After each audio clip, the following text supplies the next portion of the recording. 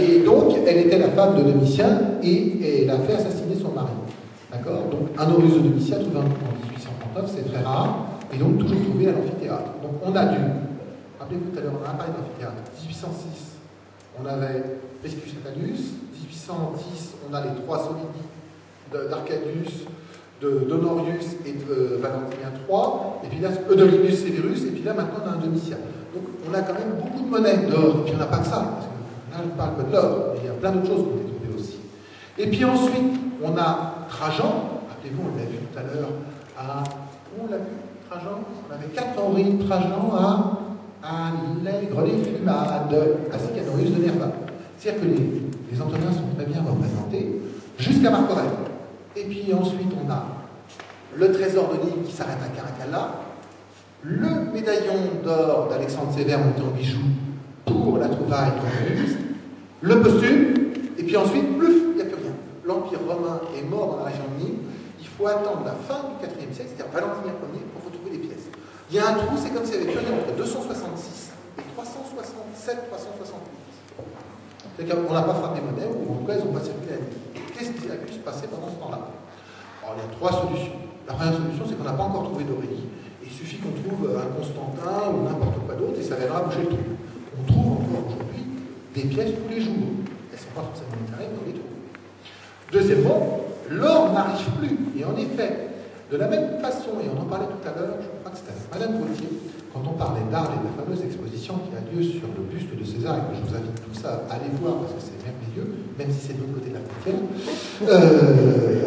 Apparemment, la Gaule du Sud a connu quand même une très grave crise dans la seconde moitié du IIIe siècle qui fait que la région s'est extrêmement appauvrie.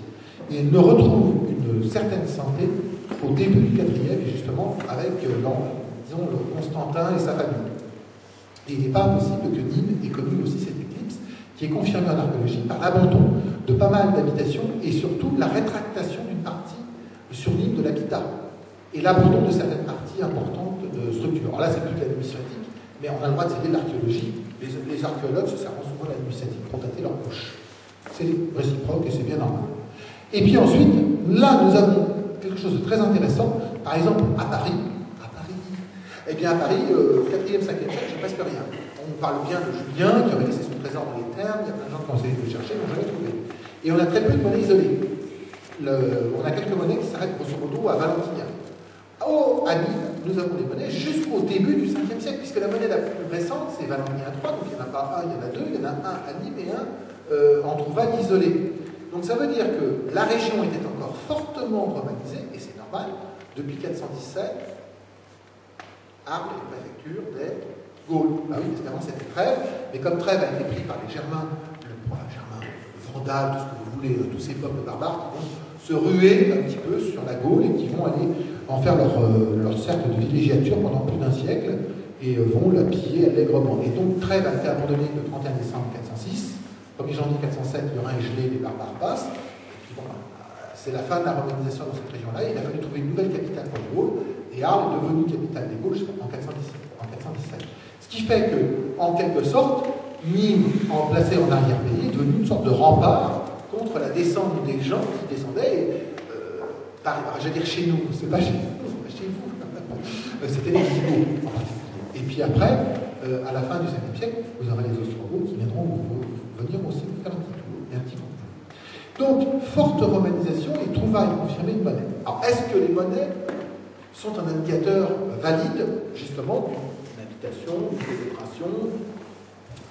Il y a un truc qui est très intéressant. La seule monnaie qu'on a trouvée en fouille dans le Gard, publiée pour l'instant, je parle de fouille mort, c'est en 1972-74, à Lodin, encore une fois, c'est notre fameux poids monétaire de Solidus. Alors, qu'est-ce que c'est qu'un hexagone? Un hexagone, c'est une petite pièce carrée qui fait 20 mm, et celui-là est de Norius, et il nous dit quoi? Si vous avez un poids monétaire, c'est qu'il y avait des monnaies à peser. S'il y avait des monnaies à peser, c'est qu'elles circulaient. Ça veut dire aussi qu'il y avait une balance, qu'il y avait un commerçant, qu'il y avait... Tiens, on revient à ce que disait M. Portal.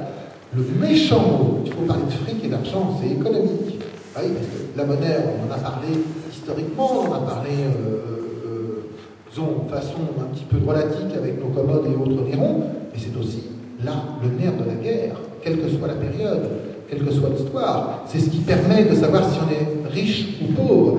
Ça permet d'évaluer les fortunes, ça permet d'acheter les produits, ça permet de construire les édifices, ça permet de payer les armées, ça permet de payer ou de ne pas payer les impôts.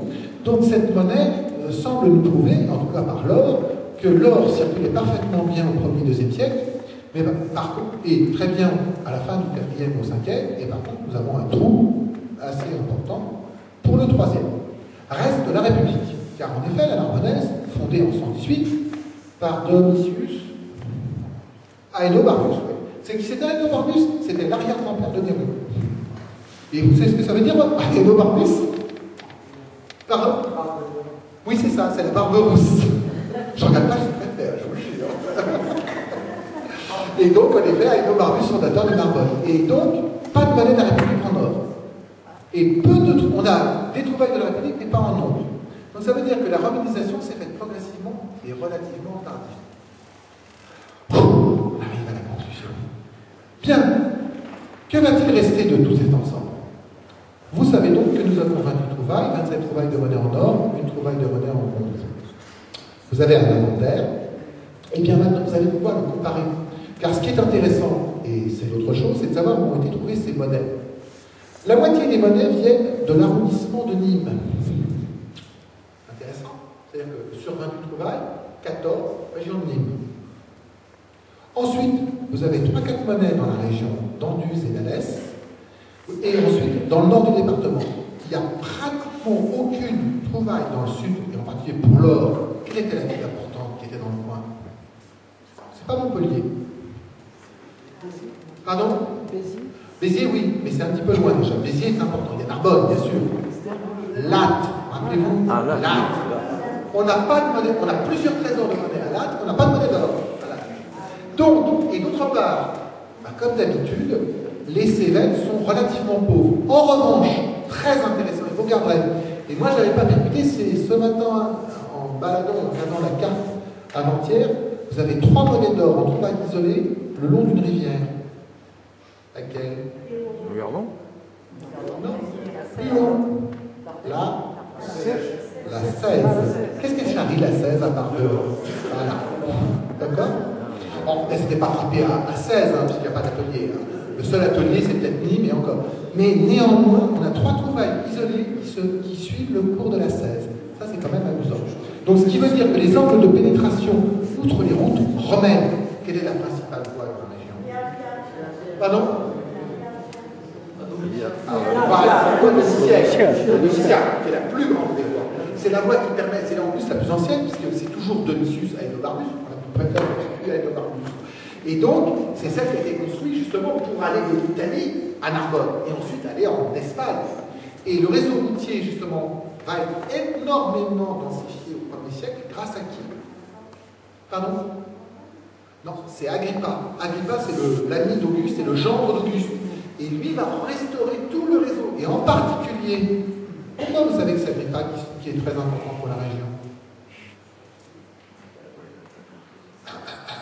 Qu'est-ce qu'il y a sur l'as de Nîmes? Il y a Agrippa et Auguste.